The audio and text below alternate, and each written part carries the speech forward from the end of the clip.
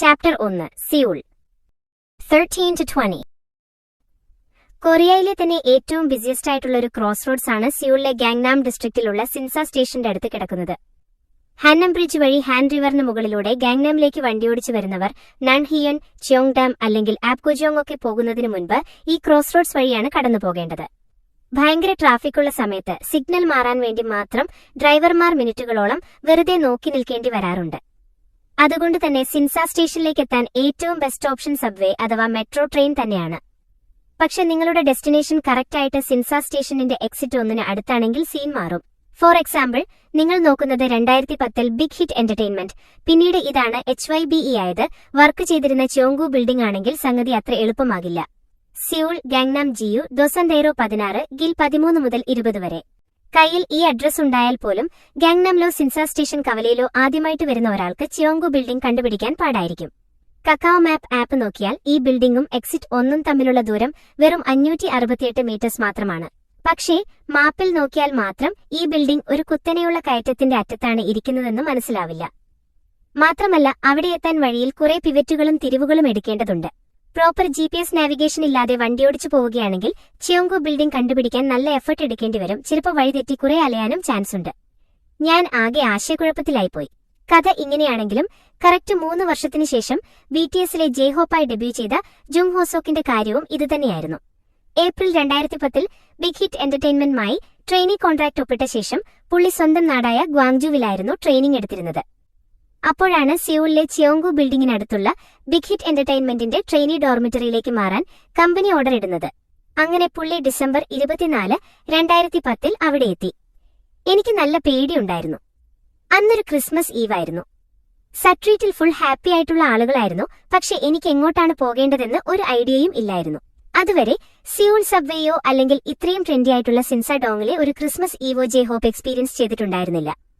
ആളുകൾ തിങ്ങി നിറഞ്ഞ ആ ഏരിയ സിയൂളിന്റെ കണക്ക് വെച്ച് നോക്കിയാൽ പോലും ഭയങ്കര ഹൈ ട്രാഫിക് ഉള്ള സ്ഥലമായിരുന്നു.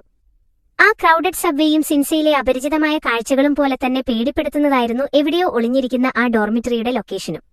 എനിക്ക് നല്ല ഫ്രസ്ട്രേഷൻ തോന്നി. ഇതെന്തൊരു കഷ്ടമാണ് എന്ന് സ്വയം പറഞ്ഞുകൊണ്ട് ഞാൻ അന്നത്തെ A&R ഹെഡിനെ ഫോണിൽ വിളിച്ചു. ഞാൻ എങ്ങനെയാണ് അവിടെ എത്തുക എന്ന് ചോദിച്ചു. ആ കോളിന് ശേഷം പുള്ളിയുടെ സ്വന്തം വാക്കുകളിൽ പറഞ്ഞാൽ അവൻ നേരെ നടന്നു. എങ്ങനെയൊക്കെയോ ഒടുവിൽ ആ ഡോമിൽ എത്തിച്ചേർന്നു. തലേദിവസം മുതൽ പുള്ളി അത്രയും ആകാംക്ഷയോടെ കാത്തിരുന്ന 10 വർഷങ്ങൾക്ക് ശേഷവും മനസ്സിൽ കറക്റ്റായി ഓർത്തുവെച്ചിരിക്കുന്ന ആ ഡോം ലൈഫിന്റെ തുടക്കമായിരുന്നു അത്. പക്ഷെ അവിടെ എത്തിയ ദിവസം പുള്ളിയെ കാത്തിരുന്നത് വലിയൊരു ഷോക്കായിരുന്നു. ഷുഗ അവിടെ വെറും ട്രൗസർ മാത്രം ഇട്ടാണ് നിന്നിരുന്നത് എന്നോർത്തവൻ ചിരിച്ചു. സിങ്കിൽ കഴുകാത്ത ഭക്ഷണാവശിഷ്ടങ്ങൾ കിടപ്പുണ്ടായിരുന്നു. തറയിലാകെ അലക്കാനുള്ള വസ്ത്രങ്ങൾ ചിതറിക്കിടക്കുകയായിരുന്നു. എല്ലാവരും ട്രൗസർ മാത്രം ഇട്ടാണ് അവിടെ നടന്നിരുന്നത്. ഓഹോ, അപ്പോൾ ഇതാണല്ലേ ഡോം ലൈഫ് എന്ന് ഞാൻ മനസ്സാ വിചാരിച്ചു. ബിഗ് ഹിറ്റ് എന്റർടൈൻമെന്റ് ഇതിന് കൃത്യം 1.5 മാസം മുൻപ്, അതായത് നവംബർ തുടക്കത്തിൽ, പിന്നീട് BTSലെ സ്യൂഗിയായി ഡെബ്യൂ ചെയ്ത മിൻ യുങ്കിയും ജിഹോപ്പ് വന്നതുപോലെ സിൻസ സ്റ്റേഷൻ എക്സിറ്റ് 1 ഈ ഡോം തിരഞ്ഞു നടക്കുകയായിരുന്നു. എന്നെ എന്റെ പാരന്റ്സ് ആണ് അവിടെ കൊണ്ടുവിട്ടത്. യുജോങ് റെസ്റ്റോറന്റിന്റെ ബേസ്മെന്റിൽ ഒരു പ്രാക്ടീസ് സ്റ്റുഡിയോ ഉണ്ടായിരുന്നു ചിയോങ്കു ബിൽഡിംഗിന്റെ അടുത്ത്. പിഡോഗ് വന്ന് എന്നെ അകത്തേക്ക് കൂട്ടിക്കൊണ്ടുപോകുന്നതുവരെ ഞാൻ അവിടെ തന്നെ നിൽക്കുകയായിരുന്നു. എന്നെ എങ്ങോട്ടോ തട്ടിക്കൊണ്ടുപോവുകയാണെന്നാണ് തോന്നിയതെന്ന് പാരന്റ്സ് പിന്നീട് എന്നോട് പറഞ്ഞു ചിരിക്കുമായിരുന്നു. അന്ന് ഷൂഗിക്ക് വെറും 17 വയസ്സ് മാത്രമായിരുന്നു പ്രായം. മ്യൂസിക്കിൽ ഒരു കരിയർ ഉണ്ടാക്കണം എന്ന ഒരൊറ്റ ആഗ്രഹത്തിന്റെ പുറത്താണ് പുള്ളി സ്വന്തം നാടായ ഡയഗു വിട്ട് സിയോളിലേക്ക് വണ്ടി കയറിയത്. കാരണം കൊറിയയിൽ ഒരു മെയിൻ സ്ട്രീം ആർട്ടിസ്റ്റായി വളരണമെങ്കിൽ സിയോളിൽ തന്നെ ജീവിക്കണം എന്നൊരവസ്ഥയുണ്ടായിരുന്നു. ഞാൻ ഡയഗുവിൽ ഒരു ഡാൻസ് ക്രൂവിലുണ്ടായിരുന്നു. അവിടെ ഞാൻ വർക്ക് ചെയ്ത ഒരു സ്റ്റുഡിയോയും ഉണ്ടായിരുന്നു. പക്ഷെ അവിടുത്തെ സ്കോപ്പ് ഭയങ്കര ലിമിറ്റഡ് ആയിരുന്നു. വല്ലപ്പോഴും ചില ഇവന്റുകൾ കിട്ടും. ചിലപ്പോൾ പൈസയ്ക്ക് പകരം പെർഫോമൻസിന്റെ ടിക്കറ്റുകൾ മാത്രമായിരിക്കും ഞങ്ങൾക്ക് പ്രതിഫലമായി കിട്ടുക. ഞങ്ങൾ പൈസയ്ക്ക് വേണ്ടി മാത്രമാണ് അത് ചെയ്തതെന്നല്ല, എങ്കിലും ഒരു നേരം ആഹാരം കഴിക്കാനുള്ള പൈസയെങ്കിലും കിട്ടേണ്ടതായിരുന്നു. പലപ്പോഴും അതുപോലും കിട്ടാറില്ലായിരുന്നു. സുഗ ബിഗ് ഹിറ്റ് എന്റർടൈൻമെന്റിലേക്ക് എത്തുന്നതിന് മുൻപ് തന്നെ ഡയഗുവിൽ ഒരു പെയ്ഡ് സോങ് റൈറ്ററായി വർക്ക് ചെയ്യുന്നുണ്ടായിരുന്നു. മിഡി പഠിക്കാനും കമ്പോസർമാരെ പരിചയപ്പെടാനുമൊക്കെ പുള്ളി മ്യൂസിക് ഇൻസ്റ്റിറ്റ്യൂട്ടുകളിൽ പോയിരുന്നു. ഒരു സ്റ്റുഡിയോയിൽ നിന്നും മറ്റൊരു സ്റ്റുഡിയോയിലേക്ക് മാറി മാറി ഒരുപാട് വർക്കുകൾ ചെയ്തു. അക്കാലത്ത് ഡെഗ്വിൽ മെയിൻസ്ട്രീം മ്യൂസിക് പഠിപ്പിക്കുന്ന ആർട്സ് ഹൈസ്കൂളുകളൊന്നും ഇല്ലായിരുന്നു. അതുകൊണ്ട് കുറച്ചുകാലം പുള്ളി ക്ലാസിക്കൽ മ്യൂസിക്കാണ് പഠിച്ചത്. സ്കൂൾ സോങ്ങുകൾ മുതൽ ട്രോട്ട് മ്യൂസിക് വരെ പല ടൈപ്പ് പാട്ടുകൾ കമ്പോസ് ചെയ്ത് പുള്ളി എക്സ്പീരിയൻസ് നേടി. പക്ഷെ ഒരു പ്രൊഫഷണൽ മ്യൂസിഷ്യനാകാൻ കൊതിക്കുന്ന, പ്രത്യേകിച്ച് ഹിപ് ഹോപ്പിനോട് ഭ്രാന്തമായ ആവേശമുള്ള ഒരു കൗമാരക്കാരന് സിയൂളിന് പുറത്ത് വലിയൊരു ഫ്യൂച്ചർ ഇല്ലായിരുന്നു. അക്കാലത്ത് ഡെഗ്വിൽ ഹിപ്പ് ഹോപ്പ് അത്ര പോപ്പുലർ ആയിരുന്നില്ല. ആളുകൾ റാപ്പർമാരെ ഹിപ്പ് ഹോപ്പ് വാരിയേഴ്സ് എന്ന് വിളിച്ച് കളിയാക്കുമായിരുന്നു. പാർക്കിലിരുന്ന് ഞങ്ങൾ കുറച്ചുപേർ ഒന്നിച്ച് പാട്ടുകൾ ഉണ്ടാക്കുമ്പോൾ കേൾക്കാൻ പരമാവധി ഒരു 20 പേരെങ്കിലും കാണും. ഞങ്ങളുടെ ആദ്യത്തെ ഷോയ്ക്ക് ആകെ വന്നത് 2 പേരായിരുന്നു. തിരിഞ്ഞു നോക്കുമ്പോൾ ഷൂഗ സിയൂളിലേക്ക് വരാൻ തീരുമാനിച്ചത് വളരെ കറക്റ്റായൊരു ചോയ്സായിരുന്നു. സത്യത്തിൽ ഷൂഗയും ജെഹോപ്പും ബിഗ് ഹിറ്റിൽ ട്രെയിനികളായി ജോയിൻ ചെയ്യുന്നതിന് മുൻപ് തന്നെ വളരെ കൃത്യമായ പ്ലാനിങ്ങോടെയാണ് ഓഡിഷൻ പ്രോസസ്സിലേക്ക് ഇറങ്ങിയത്. ജെഹോപ്പ് മറ്റ് പല കമ്പനികളിലും ഓഡിഷൻ കൊടുത്തിരുന്നു.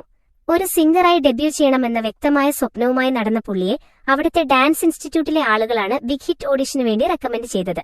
2000 ആണ്ടുകളിൽ കൊറിയൻ ഐഡൽ ഗ്രൂപ്പുകൾ കൊറിയയിലും ഇന്റർനാഷണൽ ലെവലിലും ഭയങ്കര ഹിറ്റായി മാറിയതോടെ സ്റ്റാർഡം ലക്ഷ്യം വെച്ച് കൗമാരക്കാർ ഫേമസായ ഡാൻസ് ഇൻസ്റ്റിറ്റ്യൂട്ടുകളിലേക്ക് ഒഴുകിയെത്തി.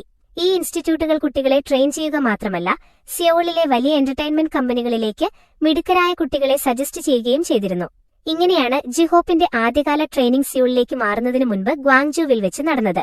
ബിഗ് ഹിറ്റിന്റെ A&R ടീം നേരിട്ട് ഗ്വാങ്ജൂവിൽ വന്ന് ഓഡിഷൻ നടത്തി. ഞാൻ അവർക്ക് മുൻപിൽ ഡാൻസ് കളിച്ചു. ഓഡിഷൻ പാസ്സായ ശേഷം ഒരു 8 മാസത്തോളം അവിടെ തന്നെ ട്രെയിനിംഗ് എടുത്തു. മാസത്തിലൊരിക്കൽ ഞാൻ ഡാൻസ് ചെയ്യുന്നതിന്റെയും പാടുന്നതിന്റെയും വീഡിയോസ് റെക്കോർഡ് ചെയ്ത് കമ്പനിക്ക് അയച്ചു കൊടുക്കണമായിരുന്നു. അതേസമയം ഓൾറെഡി ഒരു പ്രൊഫഷണൽ സോങ് റൈറ്റർ ആയിരുന്ന ഷൂഗയ്ക്ക് ബിഗ് ഹിറ്റ് എന്റർടൈൻമെന്റിലെ ഒരാളോട് പ്രത്യേക താല്പര്യം തോന്നിയിരുന്നു. എനിക്ക് സോങ് റൈറ്ററായ ബാങ് സി ഹ്യൂക്കിനെ പണ്ടേ ഭയങ്കര ഇഷ്ടമായിരുന്നു. ടിയാര ഗ്രൂപ്പിന്റെ ലൈക്ക് ദ ഫസ്റ്റ് ടൈം എന്ന പാട്ട് എനിക്ക് ഒരുപാട് ഇഷ്ടപ്പെട്ടു. അത് എഴുതിയത് ബാങ് ആണെന്ന് ഞാൻ അറിഞ്ഞു. അന്ന് പുള്ളി ടിവിയിലൊന്നും അങ്ങനെ വരാറില്ലായിരുന്നു എങ്കിലും മ്യൂസിക് ഫീൽഡിലുള്ളവർക്കിടയിൽ പുള്ളി ഒരു സോങ് റൈറ്റർ എന്ന നിലയിൽ നല്ല ഫേമസ് ആയിരുന്നു. ഇൻഡസ്ട്രിയെക്കുറിച്ച് വലിയ അറിവില്ലാത്ത കുട്ടികൾക്ക് തങ്ങൾ പഠിക്കുന്ന ഡാൻസ് ഇൻസ്റ്റിറ്റ്യൂട്ടുകൾ സജസ്റ്റ് ചെയ്യുന്ന കമ്പനികളെ വിശ്വസിക്കുകയോ അല്ലെങ്കിൽ തങ്ങൾക്ക് ഇഷ്ടപ്പെട്ട സോങ് റൈറ്റർ വർക്ക് ചെയ്യുന്ന കമ്പനികളിൽ ഓഡിഷൻ കൊടുക്കുകയോ ചെയ്യുക എന്നതായിരുന്നു ഏറ്റവും ബെസ്റ്റ് വഴി. ഇന്നത്തെ BTS കൈവരിച്ച വലിയ സക്സസിന് മുൻപ് തന്നെ 2010 ബിഗ് ഹിറ്റ് എന്റർടൈൻമെന്റ് ഒരു വെൽ റെസ്പെക്ടഡ് കമ്പനിയായിരുന്നു. ഒരു യങ് മ്യൂസിഷ്യന്റെ സ്വപ്ന കമ്പനിയാകാൻ എല്ലാ യോഗ്യതയും അതിനുണ്ടായിരുന്നു.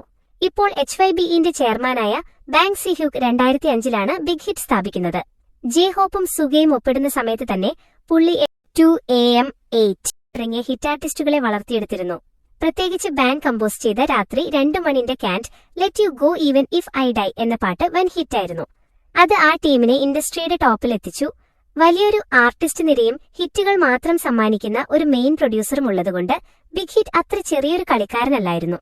പക്ഷേ ഷൂഗ, ജെഹോപ്പ് തുടങ്ങിയ ട്രെയിനികളെ വെച്ച് ബാങ് സി ഹ്യൂക്ക് പ്ലാൻ ചെയ്ത പിന്നീട് BTS ആയി മാറിയ ആ പുതിയ ടീം പുള്ളിക്ക് വലിയൊരു ചലഞ്ച് തന്നെയായിരുന്നു. ഒരു K-pop ഐഡൽ ഗ്രൂപ്പ് ഉണ്ടാക്കുക എന്ന് പറഞ്ഞാൽ ഒരു ഹോളിവുഡ് ബ്ലോക്ക് ബസ്റ്റർ സിനിമ പിടിക്കുന്നത് പോലെയാണ്. ഇൻവെസ്റ്റ്മെന്റ്, പ്ലാനിംഗ്, അഡ്വർടൈസിംഗ്, PR, കമ്പനിയുടെ ബ്രാൻഡ് വാല്യൂ എന്നിങ്ങനെയെല്ലാം ഒരൊറ്റ ഫോക്കസിലേക്ക് വരണം. ഇത്രയൊക്കെ ആയാലും ഇൻഡസ്ട്രിയൽ കോമ്പറ്റീഷൻ അത്രയും കടുത്തതായിരുന്നു. ഒരു പതിറ്റാണ്ടിൽ കഷ്ടിച്ച് ഒരു 5 ബോയ് ഗ്രൂപ്പുകളും 5 ഗേൾ ഗ്രൂപ്പുകളും മാത്രമേ സക്സസ് ആകുകയുള്ളൂ. ഈ സക്സസ് ആയ ഗ്രൂപ്പുകളിൽ ഭൂരിഭാഗവും വന്നിരുന്നത് ദ ബിഗ് 3 എന്ന് വിളിക്കപ്പെടുന്ന SM entertainment, YG entertainment, JYP entertainment എന്നിവയിൽ നിന്നായിരുന്നു. ഹോളിവുഡിലെ വൻകിട സ്റ്റുഡിയോകളെ പോലെ പണവും ഇൻഡസ്ട്രിയിലെ സ്വാധീനവും ഭൂരിഭാഗവും ഇവരുടെ കയ്യിലായിരുന്നു. ബിഗ് ഹിറ്റിന് തീർച്ചയായും 2AM 8 ഉണ്ടായിരുന്നു. എങ്കിലും ട്രെയിനിംഗ് മുതൽ ലോഞ്ച് വരെയുള്ള കാര്യങ്ങളിൽ പാർട്ണറായ JYP ആയിരുന്നു മുന്നിൽ നിന്നിരുന്നത്.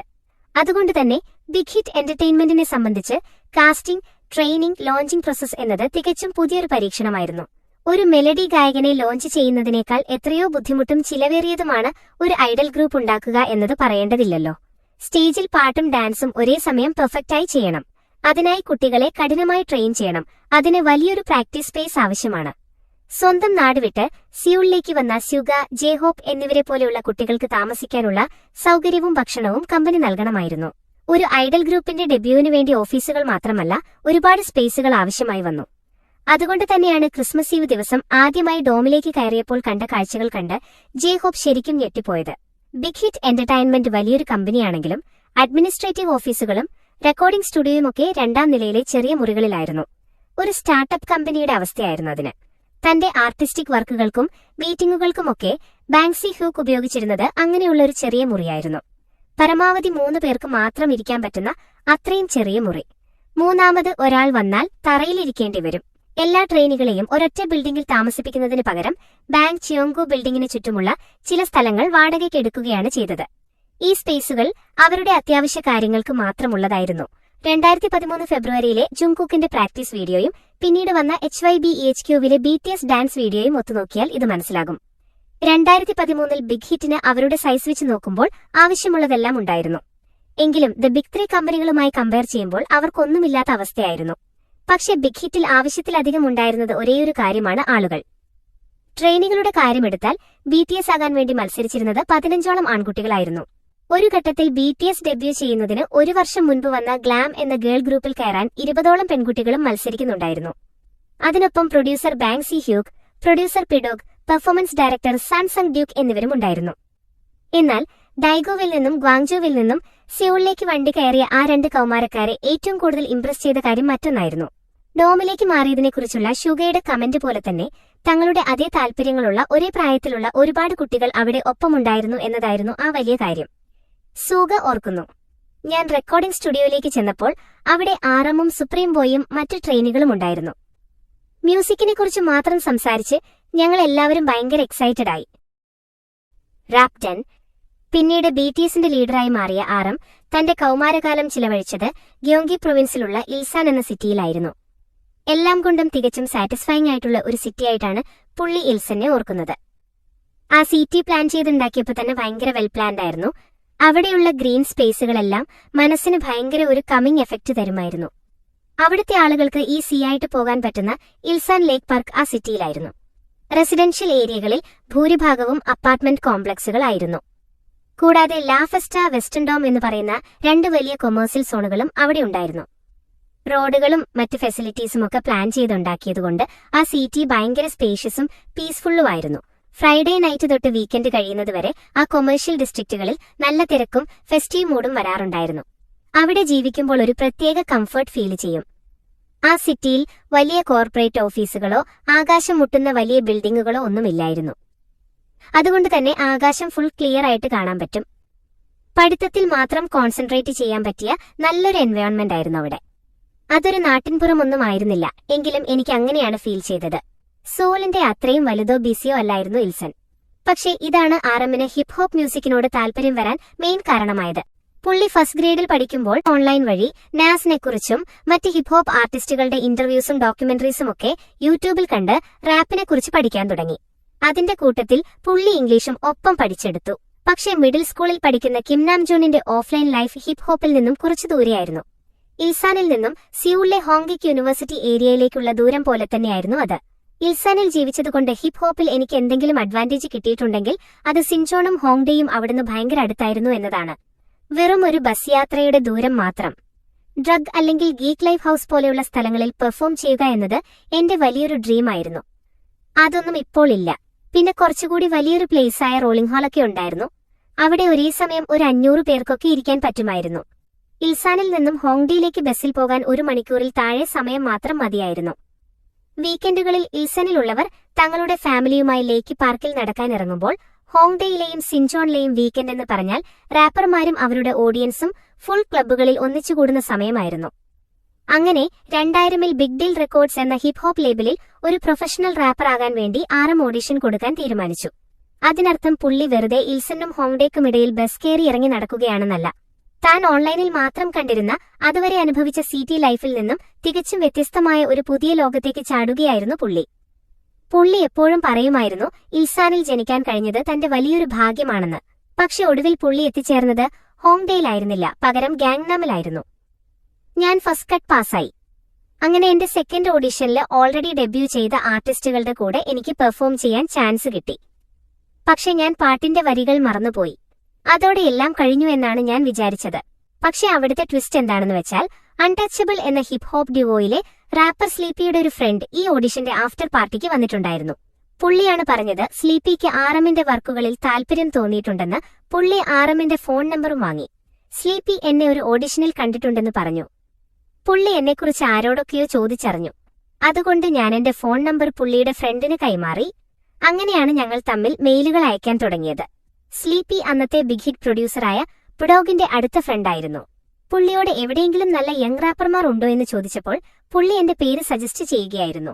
അതിനുശേഷമാണ് BTS ബ്ലോഗിൽ ഡെബ്യൂവിന് മുൻപ് പോസ്റ്റ് ചെയ്ത എ കോമൺ ട്രെയിനീസ് ക്രിസ്മസ് എന്ന പാട്ടിലെ ആ ഫോൺ കോളിന്റെ കഥ വരുന്നത്. അതായത് രാജ്യത്ത് തന്നെ ടോപ്പ് 1%ലുള്ള ഇൽസാനിൽ നിന്നുള്ള ഒരു നാട്ടിൻ പുറത്തുകാരൻ പയ്യന് മിഡ് ടേം എക്സാമിന്റെ സമയത്ത് പെട്ടെന്നൊരു ഫോൺ കോൾ വരുന്നു. സ്ലീപ്പി അന്ന് ആറമ്മിനെ വിളിച്ചു ചോദിച്ചു, എടാ നിനക്ക് ബാങ്സി ഹ്യൂക്ക് എന്ന് പറയുന്ന ഈ ആളെ അറിയാമോ എന്ന്. നാഷണൽ മോക്ക് എക്സാമുകളിലൊക്കെ ടോപ്പ് റാങ്ക് വാങ്ങിയിരുന്ന ആളായിരുന്നു ആരം. 12ാമത്തെ വയസ്സു മുതൽ സ്വന്തമായി പാട്ടുകൾ എഴുതുന്ന ആളായിരുന്നു ഷൂഗ. ഹൈസ്കൂളിൽ പഠിക്കുമ്പോൾ തന്നെ പുള്ളി ഒരു പ്രൊഫഷണൽ മ്യൂസിഷ്യൻ ആയിരുന്നു. ഡോമിലുള്ള മറ്റ് ട്രെയിനികളെല്ലാം ബിഗ് ഹിറ്റിൽ റാപ്പർമാരാകാൻ ഓഡിഷൻ കൊടുത്തവരും ഹിപ് ഹോപ്പ് ഭ്രാന്തന്മാരുമായിരുന്നു. അതുകൊണ്ട് തന്നെ അവരുടെ മ്യൂസിക്കൽ ഗ്രോത്തിന് ഈ ഡോം ലൈഫ് ഭയങ്കര ക്രൂഷ്യലായിരുന്നു, പ്രത്യേകിച്ച് അവരുടെ മ്യൂസിക് ഹിപ് ഹോപ്പും റാപ്പുമായതുകൊണ്ട്. ജെ ഹോപ്പ് ഓർക്കുന്നത് പോലെ അതൊരു റാപ്പ് ഡെൻ ആയിരുന്നു, റാപ്പർമാരുടെ ഒരു താവളം.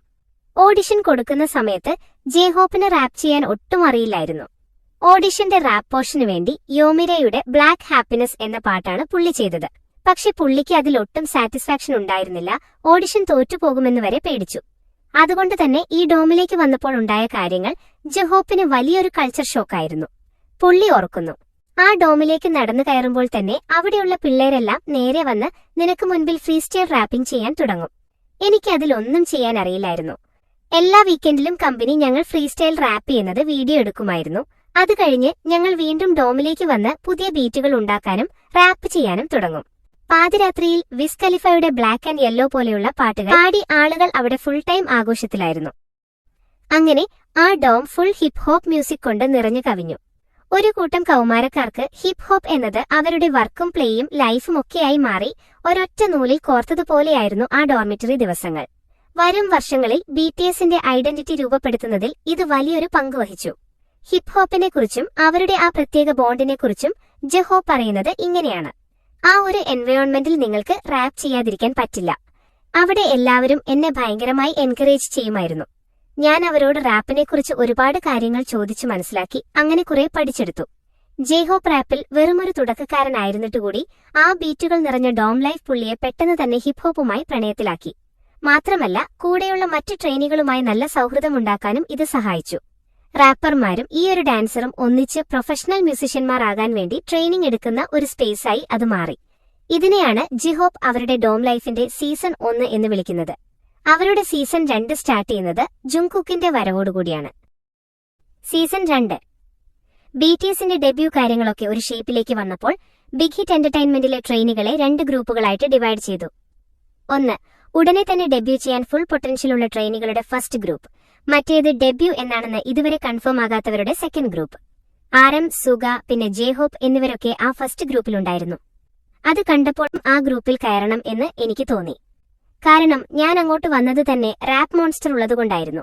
എംനെറ്റിലെ ഒരു TV ഓഡിഷൻ പ്രോഗ്രാമായ സൂപ്പർ സ്റ്റാർ K3 ഓഡിഷൻ സമയത്ത് 2011 ജുങ്കുക്ക് ബിഗ് ഹിറ്റ് എന്റർടൈൻമെന്റിലേക്ക് വരുന്നത്. പക്ഷേ ബുസാനിൽ നിന്നുള്ള ഒരു മിഡിൽ സ്കൂൾ പയ്യനായ ജിയോൺ ജുങ്കുക്ക് എങ്ങനെയാണ് സിയോളിലെ ചിയോങ്കു ബിൽഡിംഗിൽ എത്തിപ്പെട്ടത് എന്നതിന് പിന്നിൽ കുറച്ച് കോംപ്ലിക്കേറ്റഡ് ആയൊരു കഥയുണ്ട്. സൂപ്പർ സ്റ്റാർ K3 ഓഡിഷൻ സമയത്ത് ജുങ്കുക്കിന് 7ഓളം വ്യത്യസ്ത എന്റർടൈൻമെന്റ് കമ്പനികളിൽ നിന്നും ബിസിനസ് കാർഡുകൾ കിട്ടിയിട്ടുണ്ടായിരുന്നു. അവരാരും എന്തിനാണ് എന്നെ സൈൻ ചെയ്യാൻ ആഗ്രഹിച്ചതെന്ന് കറക്റ്റായി പറഞ്ഞിരുന്നില്ല. ഒരു കമ്പനി എന്നോട് ഓഡിഷന് വേണ്ടി സൂപ്പർ സ്റ്റാർ K3 ഓഡിഷൻസ് നടന്ന സ്ഥലത്തിനടുത്തുള്ള ഒരു ഹോട്ടൽ റൂമിലേക്ക് വരാൻ പറഞ്ഞത് ഞാൻ ഓർക്കുന്നുണ്ട്. ഞാൻ പാട്ടുപാടുന്ന ഒരു വീഡിയോ എടുക്കാനായിരുന്നു അവർക്ക്. പക്ഷെ ബിഗ് ഹിറ്റിന് ആ കോമ്പറ്റീഷനിൽ ജയിക്കാനും ജുങ്കുക്കിനെ സ്വന്തമാക്കാനും കഴിഞ്ഞതിന് മെയിൻ കാരണം MBCയുടെ star audition the great birth എന്ന ഷോ ആയിരുന്നു. സൂപ്പർ സ്റ്റാർ കെയുടെ ഡയറക്ട് റൈവലായ ആ ഷോയിൽ കുട്ടികളെ ഗൈഡ് ചെയ്യുന്ന ഒരു മെന്ററായി ബാങ്സി ഹ്യൂക്ക് വന്നിട്ടുണ്ടായിരുന്നു. ജുങ്കുക്ക് പറയുന്നു, ബാങ്സി ഹ്യൂക്ക് ഭയങ്കര ഫേമസ് ആണെന്ന് എന്റെ പപ്പയാണ് എന്നോട് പറഞ്ഞത്. പുള്ളിയുടെ കമ്പനിയിലേക്ക് തന്നെ ട്രൈ ചെയ്യാൻ പപ്പ എനിക്ക് സജഷൻ തന്നു. ആരം ഇന്റർനെറ്റ് വഴി റാപ്പ് ആർട്ടിസ്റ്റുകളെക്കുറിച്ച് പഠിച്ചതുപോലെ തന്നെ ജുങ്കുക്കും ബിഗ് ഹിറ്റ് എന്റർടൈൻമെന്റിനെ കുറിച്ചുള്ള കൂടുതൽ വിവരങ്ങൾക്കായി നെറ്റിൽ സെർച്ച് ചെയ്യാൻ തുടങ്ങി. അപ്പോഴാണ് അവിടെ ഡെബ്യൂവിന് വേണ്ടി പ്രിപ്പയർ ചെയ്യുന്ന റാപ്പർ ട്രെയിനികളെക്കുറിച്ച് പുള്ളി അറിയുന്നത്. യൂട്യൂബിൽ റാപ്പ് വീഡിയോസ് അവൈലബിൾ ആയിരുന്ന ആറമിനെക്കുറിച്ചും പുള്ളി മനസ്സിലാക്കി. ജുങ്കുക്ക് ഓർക്കുന്നു, ഹ്യങ്ങിന്റെ റാപ്പ് ഭയങ്കര കിടിലനായിരുന്നു. പുള്ളിയുടെ ഇംഗ്ലീഷും എന്നെ ഒരുപാട് ഇംപ്രസ് ചെയ്തു. അത് കണ്ടപ്പോൾ തന്നെ ഞാൻ ഉറപ്പിച്ചു, ഇതാണ് ഞാൻ പോകേണ്ട സ്ഥലം. പക്ഷെ സൂപ്പർ സ്റ്റാർ K3 ഓഡിഷൻ സമയത്ത് തനിക്കൊരു സിംഗർ ആകണമെന്ന് ജുങ്കുക്ക് അത്ര നിർബന്ധമൊന്നും പിടിച്ചിരുന്നില്ല. സ്പോർട്സ്, ആർട്ട്, മ്യൂസിക്, എനിക്ക് ആർട്സിലും സ്പോർട്സിലും അത്യാവശ്യം നല്ല കഴിവുണ്ടായിരുന്നു. അതുകൊണ്ട് തന്നെ ഇതായിരിക്കും എന്റെ ആപ്റ്റിറ്റ്യൂഡ് എന്ന് ഞാൻ വിചാരിച്ചു. സ്പോർട്സിലോ ആർട്സിലോ പോകണോ എന്ന് ആലോചിച്ച് ഞാൻ എന്തുകൊണ്ടാണ് ഒരു സിംഗർ ആകാൻ നോക്കിയത് എന്നെനിക്കിപ്പോഴും അറിയില്ല. ആളുകൾ ഒരുപാട് അപ്രിഷിയേറ്റ് ചെയ്യുന്ന ഒരു ജോബായിരുന്നു അത്. അതുകൊണ്ട് ഞാനും ഓഡിഷൻ കൊടുത്തു. അതൊരു തമാശയ്ക്ക് ചെയ്തതൊന്നുമല്ലായിരുന്നു. എങ്കിലും ഞാൻ തോറ്റുപോയാൽ എന്ത് ചെയ്യും എന്നുള്ള പേടിയൊന്നും എനിക്ക് അപ്പോൾ ഇല്ലായിരുന്നു. നെറ്റിൽ സെർച്ച് ചെയ്ത് കണ്ടെത്തിയ റാപ്പ് മോൺസ്റ്ററിനെ നേരിട്ട് കണ്ടതും ആ ഡോമിലുണ്ടായിരുന്ന മറ്റ് റാപ്പർമാരെ പരിചയപ്പെട്ടതും ജുങ്കുക്കിന്റെ മുൻപിൽ ഒരു പുതിയ ലോകം തന്നെ തുറന്നിട്ടു. ജൂൺ 2011 അവിടെ എത്തിയ ആദ്യ ദിവസം മുതൽ ഒരേ സമയം ഒരുപാട് ചേട്ടന്മാരെ ഒരുമിച്ച് കിട്ടിയ ഫീലായിരുന്നു പുള്ളിക്ക്. ജുങ്കുക്ക് ഓർക്കുന്നു, ജെഹോപ്പൊക്കെ ഡോമിലേക്ക് വരാൻ ഭയങ്കര ലേറ്റ് ആകുമായിരുന്നു. വന്നിട്ട് ഫ്രിഡ്ജിൽ നിന്നും ഫുഡ് എടുത്ത് കഴിച്ചുകൊണ്ട് എന്നോട് ചോദിക്കും, എടാ നിനക്കും കുറച്ച് വേണോ എന്ന്. അവിടുത്തെ ഹിങ്ങുകൾ തങ്ങളുടെ ഈ പുതിയ അനിയനെ എല്ലാ സ്ഥലങ്ങളിലും ഒപ്പം കൂട്ടിക്കൊണ്ടുപോകുമായിരുന്നു.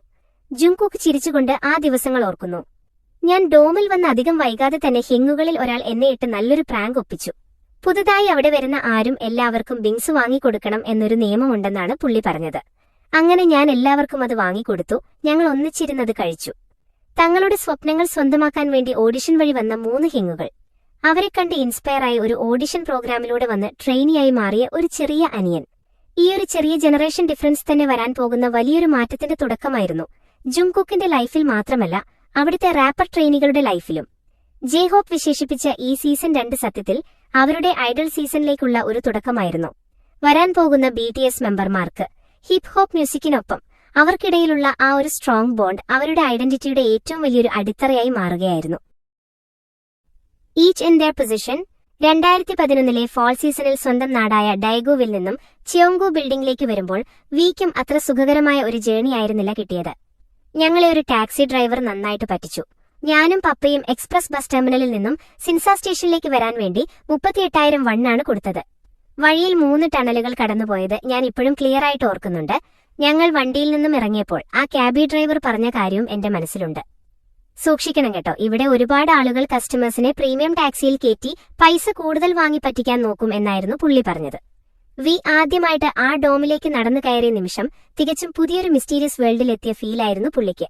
വി ഓർക്കുന്നു, ജുങ്കുക്ക് അപ്പോൾ എന്തോ ക്ലാസ്സിന് പോയതുകൊണ്ട് അവിടെ ഉണ്ടായിരുന്നില്ല. ജെഹോപ്പ്, RM പിന്നെ സുഗ എന്നിവരായിരുന്നു അവിടെ ഉണ്ടായിരുന്നത്. സിയൂളിലേക്ക് വരുന്നതിന് മുൻപ് താൻ വിചാരിച്ച കാര്യങ്ങളൊക്കെ അവിടെ എത്തിയപ്പോൾ ഫുൾ ചേഞ്ച് ആകുമെന്ന് വി ഒട്ടും വിചാരിച്ചിരുന്നില്ല. പുള്ളി പറയുന്നു, ഞാൻ ഒരിക്കലും അവരുടെ കൂടെ ഒരേ ടീമിലുണ്ടാകുമെന്ന് കരുതിയതേയില്ല. അവർ 3 പേരും മ്യൂസിക്കിനെ അത്രയും സ്നേഹിക്കുന്നവരും ഫുൾ ടൈം ഹിപ് ഹോപ്പ് ചെയ്ത് നടക്കുന്നവരുമായിരുന്നു. അതുകൊണ്ട് ഞാൻ വെറുതെ അവരുടെ കൂടെ ഒരു മുറിയിൽ താമസിക്കുന്ന ഒരാൾ മാത്രമാണെന്നാണ് ഞാൻ വിചാരിച്ചത്. ഹൈസ്കൂളിൽ ജസ്റ്റ് ജോയിൻ ചെയ്ത സമയത്താണ് വി ബിഗ് ഹിറ്റിൽ ഒരു ട്രെയിനിയാകുന്നത്. അതിന് വെറും 6 മാസം മുൻപ് മാത്രമാണ് പുള്ളി ഡാൻസ് ക്ലാസുകളിൽ പോകാൻ തുടങ്ങിയത് തന്നെ. എലിമെന്ററി സ്കൂളിലെ ടാലന്റ് ഷോയിൽ സ്റ്റേജിൽ കയറി പാടിയത് മുതൽ പുള്ളിക്ക് ഒരു പെർഫോമർ ആകണം എന്ന വലിയ ആഗ്രഹമുണ്ടായിരുന്നു. ഒരു ആർട്സ് ഹൈസ്കൂളിൽ അഡ്മിഷൻ കിട്ടാൻ വേണ്ടി മിഡിൽ സ്കൂളിലെ ഫസ്റ്റ് ഇയർ മുതൽ പുള്ളി സാക്സോഫോണും പഠിക്കുന്നുണ്ടായിരുന്നു. പക്ഷേ K-pop ഡാൻസ് പുള്ളി ഒരു ഇൻസ്റ്റിറ്റ്യൂട്ടിൽ നിന്നും വെറും 6 മാസം കൊണ്ട് പഠിച്ചെടുത്തതാണ്. അതുകൊണ്ട് തന്നെ ബിഗ് ഹിറ്റിലെ A&R ടീം പുതിയ ട്രെയിനികളെ കണ്ടുപിടിക്കാൻ ഡെഗ്വിലുള്ള പുള്ളിയുടെ ഡാൻസ് ഇൻസ്റ്റിറ്റ്യൂട്ടിൽ വന്നപ്പോൾ ഓഡിഷൻ കൊടുക്കണം എന്ന് പുള്ളിക്ക് ഒട്ടും പ്ലാൻ ഇല്ലായിരുന്നു. ഷൂളിൽ നിന്നും ഒരു എന്റർടൈൻമെന്റ് കമ്പനി നേരിട്ട് വരുന്നു എന്ന് കേട്ടപ്പോൾ എനിക്കതൊരു പുതിയ കാര്യമായിരുന്നു. അതുകൊണ്ട് ഞാൻ വെറുതെ അത് കാണാൻ വേണ്ടി പോയതാണ്.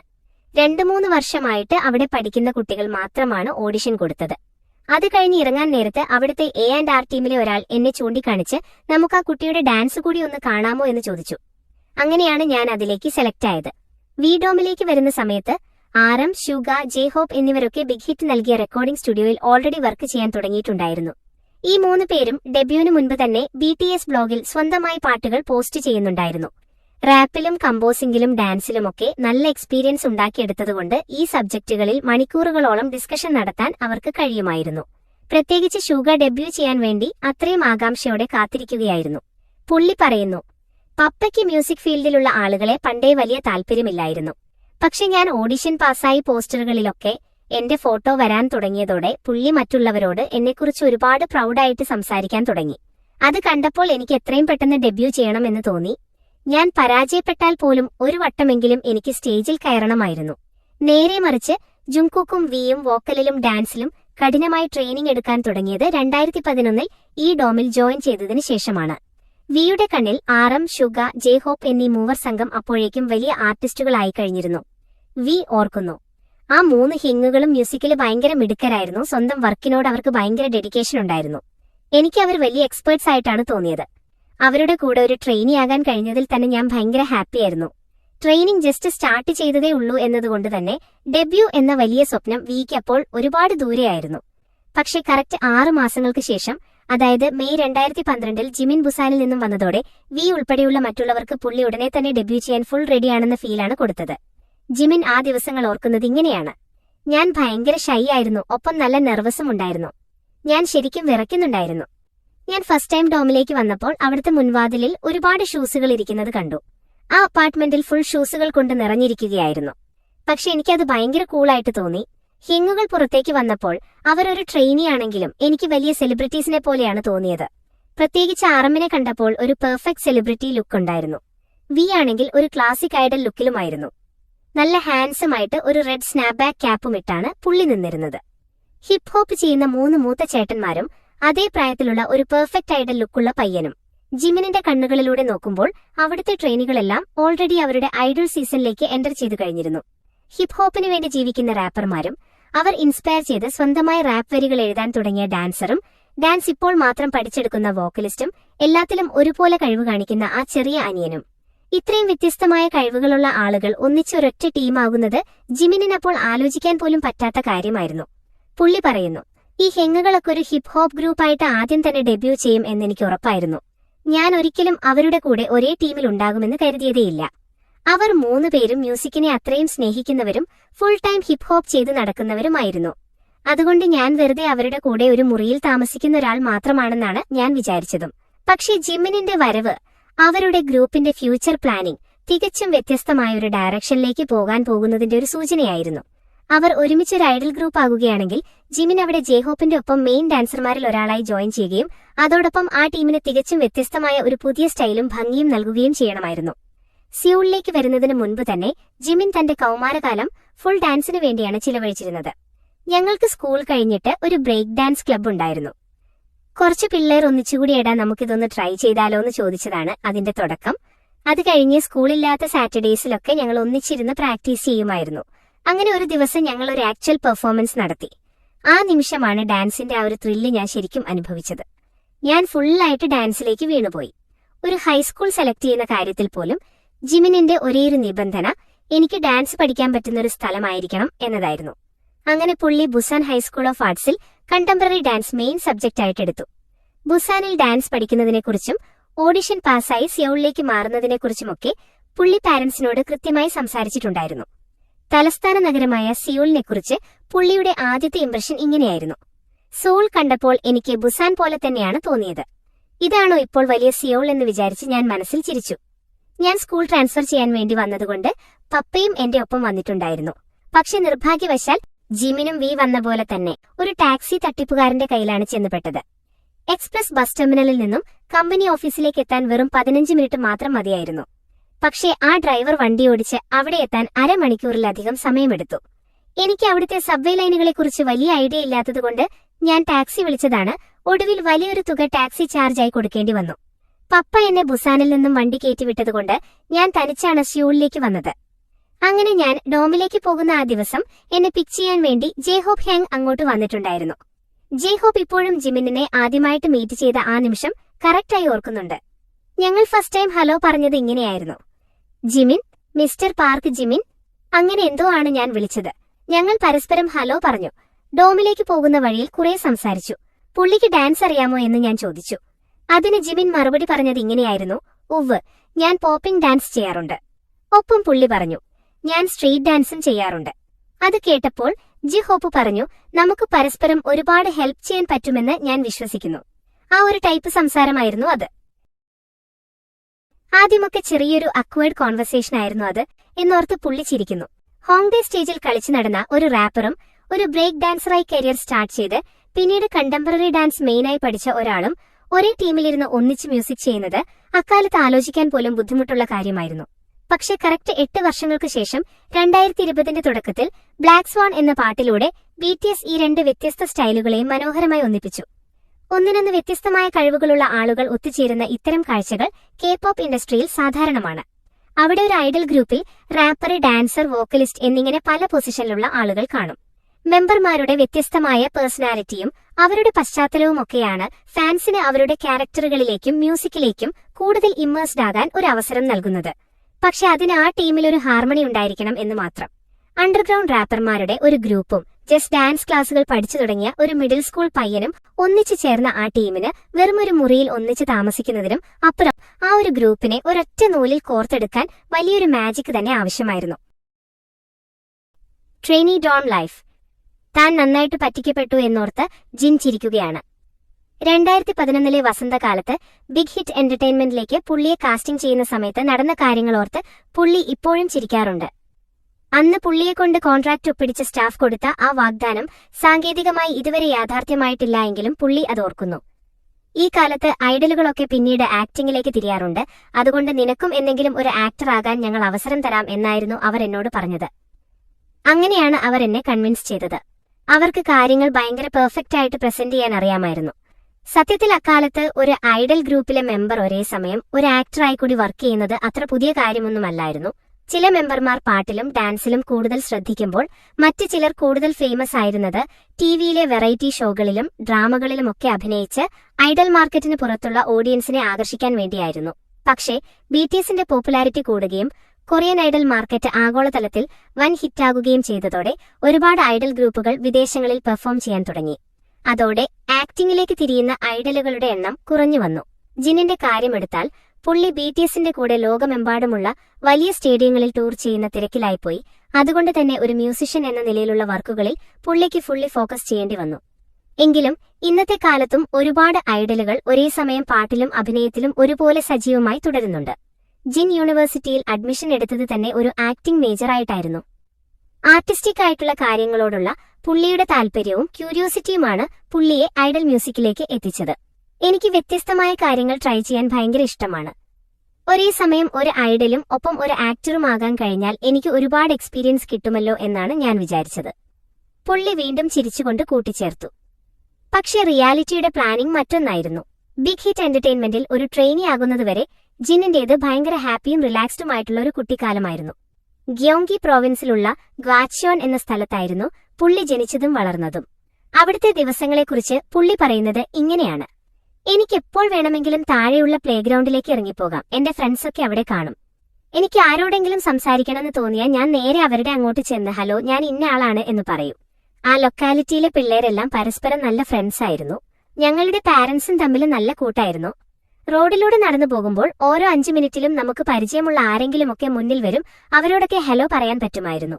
ഗ്വാച്യോണിൽ നിന്നും സിയോളിലേക്ക് താമസം മാറിയതുപോലും പുള്ളിയുടെ ലൈഫിനെ അത്ര കാര്യമായിട്ട് ബാധിച്ചിരുന്നില്ല. ഒരു ഘട്ടത്തിൽ ജിന്നിന്റെ പാരന്റ്സ് പുള്ളിയോട് നാട്ടിൻപുറത്തേക്ക് മാറി അവിടെ ഒരു ഫാം ലൈഫ് ട്രൈ ചെയ്യാൻ സജസ്റ്റ് ചെയ്തിട്ടുണ്ടായിരുന്നു. നമുക്ക് എന്തൊക്കെ കാര്യങ്ങളിലാണ് അഭിരുചിയുള്ളത് എന്ന് മനസ്സിലാക്കാൻ വേണ്ടി വ്യത്യസ്തമായ കാര്യങ്ങൾ ട്രൈ ചെയ്യാം എന്ന് പപ്പയും മമ്മിയും പറഞ്ഞു. എന്റെ മുത്തശ്ശനും മുത്തശ്ശിയും അമ്മാവനുമൊക്കെ കർഷകരായിരുന്നു. അതുകൊണ്ട് കുറച്ചു കാലം ഫാമിംഗ് ചെയ്താൽ എന്താ എന്ന് അവർ ചോദിച്ചു. അങ്ങനെയാണ് ഞാൻ അവിടെ പോയി സ്ട്രോബെറിയും തണ്ണിമത്തനും ഒക്കെ കൃഷി ചെയ്യാൻ തുടങ്ങിയത്. ഒരു മാസം ഫുള്ള് ഞാൻ തണ്ണിമത്തന്റെ ഇലകളൊക്കെ വെട്ടിയൊതുക്കുന്ന പണിയായിരുന്നു. അതുകൊണ്ട് തന്നെ എനിക്ക് പിന്നീട് കുറെ കാലത്തേക്ക് തണ്ണിമത്തൻ കഴിക്കാൻ വലിയ താല്പര്യമില്ലായിരുന്നു എന്ന് പറഞ്ഞ് പുള്ളി ചിരിച്ചു. BTSലെ ഏറ്റവും പ്രായം കൂടിയ മെമ്പറാണ് ജിൻ. ബിഗ് ഹിറ്റുമായി പുള്ളി കോൺട്രാക്ട് ഒപ്പിടുമ്പോൾ പുള്ളിക്ക് 18 വയസ്സായിരുന്നു പ്രായം. ഒപ്പം പുള്ളി യൂണിവേഴ്സിറ്റിയിലെ ഫസ്റ്റ് ഇയർ പഠിക്കുകയുമായിരുന്നു. ഭൂരിഭാഗം കൊറിയൻ യുവാക്കളും തങ്ങളുടെ ഫ്യൂച്ചറിനെക്കുറിച്ച് കൺഫ്യൂഷനോടെ ചിന്തിക്കുന്ന ആ പ്രായത്തിൽ ജിൻ തന്റെ ലൈഫിനെക്കുറിച്ച് പറയുന്നത് ഇങ്ങനെയാണ്: ഒരു ട്രെയിനി ആയതു മുതൽ ഞാൻ പ്രാക്ടീസ് ടൈമിൽ പരമാവധി കഠിനമായിട്ട് തന്നെ വർക്ക് ചെയ്തു. പക്ഷെ അവർ പറയുന്നത് പോലെ ഞാൻ എന്റെ ജീവിതം മുഴുവൻ ഇതിലേക്ക് മാത്രമായിട്ട് പണയം വെച്ചിട്ടൊന്നുമില്ലായിരുന്നു. തന്റെ ഫ്യൂച്ചറിനെക്കുറിച്ച് പുള്ളിക്ക് ആകെ ഉണ്ടായിരുന്ന ഒരു പ്ലാൻ ട്രെയിനിങ് കണ്ടിന്യൂ ചെയ്യുക, ഒരു ഐഡലായിട്ട് ഡെബ്യൂ ചെയ്യുക, ഒപ്പം എന്തെങ്കിലും തന്റെ ഷെഡ്യൂളിൽ അഭിനയം കൂടി ഉൾപ്പെടുത്തുക എന്നത് മാത്രമായിരുന്നു. അതുകൊണ്ട് തന്നെ ജിൻ തന്റെ വീട്ടിൽ നിന്നും ബിഗ് ഹിറ്റിലെ ട്രെയിനിങ് സെഷനുകളിലേക്ക് സ്ഥിരമായി വന്നു പോവുകയായിരുന്നു ചെയ്തത്. പക്ഷെ 2012 സമ്മർ സീസണിൽ പുള്ളി ആ ഡോം ലൈഫിലേക്ക് മാറിയതോടെ പുള്ളിയുടെ ലൈഫ് സ്റ്റൈൽ ഫുൾ ചേഞ്ചായി. പുള്ളി മറ്റുള്ളവരുടെ കൂടെ ആ ഡോമിൽ ജോയിൻ ചെയ്യുന്ന സമയമ്പോഴേക്കും BTSന്റെ ലൈനപ്പ് ഏകദേശം കൺഫേം ആയി കഴിഞ്ഞിരുന്നു. അതിനർത്ഥം ഇനി ജിന്നിന്റെ ട്രെയിനിങ്ങിന്റെ രീതിയും അതിന്റെ ടൈമും ഒക്കെ ഭയങ്കരമായി മാറാൻ പോകുന്നു എന്നതായിരുന്നു. ആ ദിവസങ്ങളെക്കുറിച്ച് പുള്ളി ചിന്തിക്കുന്നത് ഇങ്ങനെയാണ്: ഞങ്ങൾ ഉടനെ തന്നെ ഡെബ്യൂ ചെയ്യാൻ പോവുകയാണ് എന്ന് കമ്പനി ഞങ്ങളോട് നേരിട്ട് വന്ന് പറഞ്ഞിട്ടൊന്നും ഇല്ലായിരുന്നു. പക്ഷേ ആ സമയത്ത് ആ ഡോമിൽ അവശേഷിച്ചിരുന്ന ഏക ട്രെയിനികൾ ഞങ്ങൾ മാത്രമായിരുന്നു. അത് കണ്ടപ്പോൾ തന്നെ എനിക്ക് മനസ്സിലായി സംഗതി ഉടനെ തന്നെ നടക്കാൻ പോവുകയാണ് എന്ന്. ആ ഡോമിനെക്കുറിച്ചുള്ള തന്റെ ആദ്യത്തെ ഇംപ്രഷൻ ജിൻ ഓർക്കുന്നത് ഒരു നെടുവീർപ്പോടെയാണ്. എവിടെ നോക്കിയാലും തുണികൾ ചിതറിക്കിടക്കുകയായിരുന്നു. തറയിൽ ഫുൾ സിറിയൽസ് വീണ് കിടപ്പുണ്ടായിരുന്നു. സിംഗിൾ പാത്രങ്ങളൊന്നും കഴുകാതെ അലങ്കോലമായി കിടക്കുകയായിരുന്നു. 2013 ജാനുവരി 27 ജിൻ BTS ബ്ലോഗിൽ ഒരു പോസ്റ്റ് ഇട്ടിട്ടുണ്ടായിരുന്നു. ഹൗ ട്രെയിനീസ് യൂഷ്വലി മേക്ക് ടിയോകുക്ക് എന്നായിരുന്നു അതിന്റെ ടൈറ്റിൽ. മറ്റുള്ള മെമ്പർമാരുമായി ഒന്നിച്ചിരുന്ന് കഴിക്കാൻ പറ്റുന്ന നല്ലൊരു പ്രോപ്പർ മീൽ ഉണ്ടാക്കുക എന്നതായിരുന്നു പുള്ളിയുടെ മെയിൻ ലക്ഷ്യം. ഫോർ എക്സാമ്പിൾ, ഷൂഗ അക്കാലത്ത് ജീവിക്കാൻ വേണ്ടി മാത്രം ഭക്ഷണം കഴിക്കുന്ന ഒരാളെപ്പോലെയായിരുന്നു. പ്രോട്ടീൻ കിട്ടാൻ വേണ്ടി പുള്ളി ചിക്കൻ ബ്രസ്റ്റ് മാത്രമാണ് കഴിച്ചിരുന്നത്. പക്ഷെ അത് കഴിക്കുന്നത് പോലും പുള്ളിക്ക് വലിയൊരു കഷ്ടപ്പാടായിരുന്നു. അതുകൊണ്ട് പുള്ളി ആ ചിക്കൻ പീസുകൾ കുറച്ച് മുന്തിരി ജ്യൂസും വാഴപ്പഴവും ഒന്നിച്ച് മിക്സ് ചെയ്ത് ബ്ലെൻഡറിലടിച്ച് നേരെ കുടിക്കുകയായിരുന്നു ചെയ്യാറ്. ഞാനത് ഒരു വട്ടം ടേസ്റ്റ് ചെയ്ത് നോക്കിയിട്ട് അമ്മോ ഇതെന്റെ കൊണ്ടിട്ട് പറ്റില്ല എന്ന് സ്വയം പറഞ്ഞു. അങ്ങനെയാണ് ഞാൻ അതിലേക്ക് കുറച്ച് ഹോട്ട് സോസും സ്റ്റേക്ക് സോസും ഒക്കെ ഒഴിച്ച് പുതിയ രീതിയിൽ പാചകം ചെയ്യാൻ തുടങ്ങിയത്. അവിടെ പാചകം ചെയ്യാനും ക്ലീൻ ചെയ്യാനുമൊക്കെ ഹെൽപ്പിന് സ്റ്റാഫുകളെ കമ്പനി അപ്പോയിന്റ് ചെയ്യുന്നതിന് കുറച്ചു മാസങ്ങൾക്ക് മുൻപ് ജിൻ തന്നെയാണ് മറ്റുള്ള മെമ്പർമാരെ കൊണ്ട് ഈ വക ജോലികളൊക്കെ കൃത്യമായി ചെയ്യിപ്പിച്ചിരുന്നത്. മറ്റ് സാധാരണ മനുഷ്യരെ പോലെ തന്നെ പാചകം ചെയ്യലും വീട് വൃത്തിയാക്കലുമൊക്കെ ജിന്നിന് തന്റെ ലൈഫ് ഒരു നോർമൽ രീതിയിൽ മുന്നോട്ട് കൊണ്ടുപോകാനുള്ള വഴികളായിരുന്നു. പക്ഷെ ഒരു കാര്യത്തിൽ പുള്ളിക്ക് ഒടുവിൽ സമ്മതിക്കേണ്ടി വന്നു. ഒരു നോർമൽ ലൈഫ് നയിക്കാൻ പറ്റാത്ത അത്രയും അവരെല്ലാവരും അവിടെ ബിസി ആയി കഴിഞ്ഞിരുന്നു. ഒരു 3 മാസം അവിടെ ചിലവഴിച്ചപ്പോഴാണ് അവർ എന്തുകൊണ്ടാണ് അങ്ങനെയൊരു ലൈഫ് സ്റ്റൈലിലേക്ക് മാറിയത് എന്ന് എനിക്ക് ശരിക്കും മനസ്സിലായത്. ഞങ്ങൾക്ക് ഫുൾ ഡേ റിഹേഴ്സൽ ഉള്ള ദിവസങ്ങളിൽ ഒരു ദിവസത്തിലെ 24 മണിക്കൂറിൽ 14 മണിക്കൂറിലധികം ഞങ്ങൾ പ്രാക്ടീസ് ചെയ്യേണ്ടി വരാറുണ്ടായിരുന്നു. School of hip hop. School of rock എന്ന സിനിമയിലെ ജാക്ക് ബ്ലാക്ക് അവതരിപ്പിച്ച ഡ്യൂവി ഫിൻ എന്ന മെയിൻ ക്യാരക്ടറിനെ നിങ്ങൾക്ക് ഓർമ്മയുണ്ടോ? ഒരു ഫ്രണ്ടിന്റെ പേരിൽ വ്യാജമായി ഒരു എലിമെന്ററി സ്കൂളിൽ ടീച്ചറായി കയറുന്ന ഒരു മ്യൂസിഷ്യൻ ആണയാൾ. അവിടെയുള്ള കുട്ടികളുടെ ടാലന്റ് കണ്ട് അമ്പരന്നു പോകുന്ന പുള്ളി അവരെ എല്ലാം ചേർത്ത് ഒരു റോക്ക് ബാൻഡ് ഉണ്ടാക്കാൻ നോക്കുകയാണ്. ആ കുട്ടികൾക്ക് റോക്ക് മ്യൂസിക്കിനെക്കുറിച്ച് ഒരു അറിവുമില്ലായിരുന്നുവെങ്കിലും ഡ്യൂവി ഫിൻ സ്കൂൾ സിലബസൊക്കെ മാറ്റിവെച്ച് ക്ലാസ് ടൈമിൽ അവരെ റോക്ക് ആൻഡ് റോളിന്റെ ചരിത്രം പഠിപ്പിക്കാൻ തുടങ്ങും. ഈ സിനിമയിലെ റോക്ക് മ്യൂസിക് മാറ്റി അവിടെ ഹിപ്പ് ഹോപ്പ് എന്ന് വെച്ച് നോക്കിയാൽ അന്നത്തെ BTS ഡോമിൽ നടന്നതും കൃത്യം ഇതുതന്നെയായിരുന്നു. ഹിപ്പ് ഹോപ്പ് മ്യൂസിക്കുമായി വലിയ പരിചയമില്ലാത്ത കൂടെയുള്ള മെമ്പർമാർക്ക് വേണ്ടി RM സ്വന്തമായി ഒരു പ്ലേലിസ്റ്റ് തന്നെ റെഡിയാക്കി.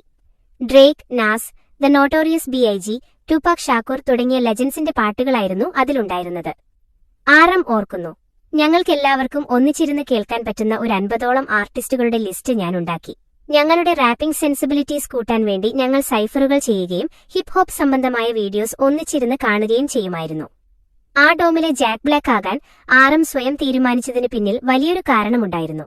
കാരണം ആ സമയത്ത് ഐഡൽ മ്യൂസിക് വേൾഡിൽ BTS ഭയങ്കരമായൊരു പ്രതിസന്ധിയിലൂടെയാണ് കടന്നുപോയിരുന്നത്. BTS ഡെബ്യൂ ചെയ്യുന്നതിന് ഒരു വർഷം മുൻപ് ബിഗ് ഹിറ്റ് എന്റർടൈൻമെന്റ് ഗ്ലാം എന്നൊരു ഗേൾ ഗ്രൂപ്പിനെ ലോഞ്ച് ചെയ്തിട്ടുണ്ടായിരുന്നു. അവരുടെ ടീം ഉണ്ടാകുന്നതിന്റെ ഒരു ഡോക്യുമെന്ററി സീരീസ് ഒക്കെ ആ സമയത്ത് ടിവിയിൽ വന്നിരുന്നു. ഒപ്പം യൂട്യൂബിൽ ടീസറുകളും ഇറങ്ങിയിരുന്നു. പക്ഷേ നിർഭാഗ്യവശാൽ ഗ്ലാം വിചാരിച്ചത്ര പോപ്പുലർ ആയില്ല. അതോടെ ബിഗ് ഹിറ്റ് കമ്പനി വലിയൊരു സാമ്പത്തിക ബാധ്യതയിലായി. ഒരു ചെറുകിട കമ്പനി ചെയ്യുന്ന ഐഡൽ പ്രോജക്റ്റ് പരാജയപ്പെട്ടാൽ ഉണ്ടാകുന്ന ആഘാതം വാക്കുകൾക്ക് അപ്പുറമായിരുന്നു. അക്കാലത്തെ അവസ്ഥയെക്കുറിച്ച് ഷൂഗ പറയുന്നത് ഇങ്ങനെയാണ്: കമ്പനി പൂട്ടിപ്പോകാൻ പോവുകയാണെന്നാണ് ഞാൻ അപ്പോൾ വിചാരിച്ചത്. പക്ഷെ RMനെ സംബന്ധിച്ച് ഏറ്റവും വലിയ പ്രശ്നം ഇതൊന്നും അല്ലായിരുന്നു. ഉടനെ തന്നെ ഡെബ്യൂ ചെയ്യാൻ പോകുന്ന തങ്ങളുടെ ഗ്രൂപ്പ് മ്യൂസിക്കലി ഏത് ഡയറക്ഷനിലാണ് പോകേണ്ടത് എന്ന് കൂടെയുള്ള പലർക്കും ഒരു ഐഡിയ ഇല്ലായിരുന്നു എന്നതാണ് പുള്ളിയെ വിഷമിപ്പിച്ചത്. RM പറയുന്നു, ബാങ്സി ഹ്യൂക്കും ഞാനും കൂടി മെമ്പർമാരെ കൊണ്ട് ലിൽ വെയ്ൻ പോലെയുള്ള ആർട്ടിസ്റ്റുകളുടെ പാട്ടുകൾ കേൾപ്പിക്കാൻ നോക്കുകയായിരുന്നു. പക്ഷെ പിന്നീട് ഗ്രൂപ്പിലേക്ക് ജോയിൻ ചെയ്ത കുട്ടികൾ ബിഗ് ഹിറ്റിനെ കണ്ടിരുന്നത് ബാങ്സി ഹ്യൂക്ക് ഉണ്ടാക്കി 2AM 8 തുടങ്ങിയ മെലഡി പാട്ടുകൾ പാടുന്ന JYPയുമായി ഒന്നിച്ച് വർക്ക് ചെയ്ത ഒരു കമ്പനിയായിട്ടായിരുന്നു. അങ്ങനെയുള്ള അവരോടാണ് ഇപ്പോൾ വന്ന് ഹിപ്പ് ഹോപ്പും റാപ്പും ചെയ്യാൻ ആവശ്യപ്പെടുന്നത്. അത് അവരിൽ ചെറിയൊരു കൺഫ്യൂഷൻ ഉണ്ടാക്കിയിരുന്നു. അതുകൊണ്ട് തന്നെ RMന് ചെയ്യാൻ പറ്റുന്ന ഏറ്റവും ബെസ്റ്റ് കാര്യം ഡെബ്യൂ ചെയ്യാൻ പോകുന്ന ആ ടീമിനോട് ഹിപ്പ് ഹോപ്പിനെക്കുറിച്ച് പരമാവധി സംസാരിക്കുക എന്നത് മാത്രമായിരുന്നു. ഡെബ്യൂ നടക്കുന്നതുവരെ RM, ശുഗ, J-Hope എന്നിവരുടെ നേതൃത്വത്തിലുള്ള ഈ school of hip hop non സ്റ്റോപ്പായി ക്ലാസുകൾ എടുത്തു. ചില രാത്രികളിൽ വലിയ റിഹേഴ്സലുകളൊക്കെ കഴിഞ്ഞ് രാത്രി 11 മണിക്ക് റൂമിൽ വന്നാലും ഉറങ്ങാതെ വെളുപ്പിനെ 6 മണിവരെ അവർ മ്യൂസിക്കിനെക്കുറിച്ച് മാത്രം സംസാരിച്ചിരിക്കുമായിരുന്നു. ഭാഗ്യത്തിന് ഈ സ്കൂളിലെ വോക്കലിസ്റ്റുകളായ വിദ്യാർത്ഥികളൊക്കെ ഭയങ്കര മിടുക്കരായിരുന്നു. ആ ദിവസങ്ങൾ ഓർക്കുന്നത് ഇങ്ങനെയാണ്: ചില സമയങ്ങളിൽ RM, ശുഗ, J-Hope ഹെങ്ങുകൾ ഞങ്ങൾ 4 വോക്കലിസ്റ്റുകളെയും ഒന്നിച്ചിരുത്തും. എന്നിട്ട് ഭയങ്കര സീരിയസ് ആയിട്ട് പറയും, നിങ്ങൾ ഈ പാട്ട് നിർബന്ധമായും കേൾക്കണം, അല്ലെങ്കിൽ ഇത് ഞാൻ നിങ്ങൾക്ക് പഠിപ്പിച്ചു തരാം എന്നൊക്കെ. ഹിപ്പ് ഹോപ്പ് ഹിസ്റ്ററിയിലെ ഏറ്റവും ബെസ്റ്റ് പാട്ടുകൾ ഞങ്ങൾക്ക് തരാൻ RM അത്രയും കെയർ എടുത്തിരുന്നു. പുള്ളിയുടെ ആ ഒരു താല്പര്യം കാണുമ്പോൾ എനിക്ക് ആ പാട്ടുകളോട് ഒട്ടും താല്പര്യം ഇല്ലെങ്കിൽ പോലും എനിക്കത് കേൾക്കാതിരിക്കാൻ പറ്റില്ലായിരുന്നു. ആ ക്ലാസുകൾ പതുക്കെ ഫലം കണ്ടു തുടങ്ങി. പറയുന്നു, അതിനുശേഷം BTS മെമ്പർമാരിൽ വെച്ച് ഏറ്റവും കൂടുതൽ മ്യൂസിക് കേൾക്കുന്നത് ഞാനാണെന്ന് പ്രൗഡായി പറയാൻ പറ്റുന്ന ഒരു നിലയിലേക്ക് ഞാനെത്തി. അന്ന് കേട്ട ആ ഹിപ്പ് ഹോപ്പ് പാട്ടുകളാണ് എന്നെ ഈ മ്യൂസിക്കുമായി പ്രണയത്തിലാക്കിയത്. പിന്നീട് ഞാൻ ഹെങ്ങുകളോട് കൂടുതൽ പാട്ടുകൾ സജസ്റ്റ് ചെയ്യാൻ ആവശ്യപ്പെടുകയും സ്വന്തമായി പുതിയ ട്രാക്കുകൾ കണ്ടുപിടിച്ച് കേൾക്കാനും തുടങ്ങി. അവർ ആ ക്ലാസുകൾ എടുത്ത രീതി തന്നെയാണ് ഇത്രയും ചേഞ്ച് ചെയ്തത്. RM, സുഗ, ജെ ഹോപ്പ് എന്നിവരുടെ ആ ഒരു ടീച്ചിങ് സ്റ്റൈലിനെ കുറിച്ച് ജിമിൻ ഓർക്കുന്നത് ഇങ്ങനെയാണ്. ഹ്യങ്ങുകൾ പാട്ടുകൾ കേൾപ്പിച്ചു തരുമ്പോൾ ഇത് കണ്ടോ, ഇതാണ് ഏറ്റവും കൂളായിട്ടുള്ള കാര്യം എന്ന് പറഞ്ഞ് ആർട്ടിസ്റ്റുകൾ ചെയ്യുന്ന ഓരോ ഗസ്റ്ററുകളും സ്റ്റൈലുമൊക്കെ ഞങ്ങൾക്ക് നേരിട്ട് ചെയ്ത് കാണിച്ചു തരുമായിരുന്നു. ആദ്യമൊക്കെ ഇത് കണ്ട് ഞങ്ങൾ ഒരുപാട് ചിരിക്കുമായിരുന്നു. പക്ഷെ ഒരു ഘട്ടം എത്തിയപ്പോൾ എനിക്ക് മനസ്സിലായി, സംഗതി സത്യമാണ്, ഇതാണ് ഏറ്റവും കൂളെന്ന്. ഈ ഹ്യങ്ങുകൾ ചെയ്യുന്നതാണ് യഥാർത്ഥ മ്യൂസിക് എന്ന് ഞാൻ ചിന്തിക്കാൻ തുടങ്ങി. ജിമിൻ ചിരിച്ചുകൊണ്ട് കൂട്ടിച്ചേർത്തു. അങ്ങനെയാണ് ഞങ്ങൾ എല്ലാവരും ആ ഹിപ് ഹോപ്പ് മൈൻഡ്സെറ്റിലേക്ക് പൂർണ്ണമായും മാറിയത്. അണ്ടർഗ്രൗണ്ട് റാപ്പർമാരുടെ ഒരു ഗ്രൂപ്പും ജസ്റ്റ് ഡാൻസ് ക്ലാസുകൾ പഠിച്ചു തുടങ്ങിയ ഒരു മിഡിൽ സ്കൂൾ പയ്യനും ഒന്നിച്ചു ചേർന്ന ആ ടീമിന് വെറുമൊരു മുറിയിൽ ഒന്നിച്ച് താമസിക്കുന്നതിനും അപ്പുറം ആ ഒരു ഗ്രൂപ്പിനെ ഒരൊറ്റ നൂലിൽ കോർത്തെടുക്കാൻ വലിയൊരു മാജിക് തന്നെ ആവശ്യമായിരുന്നു.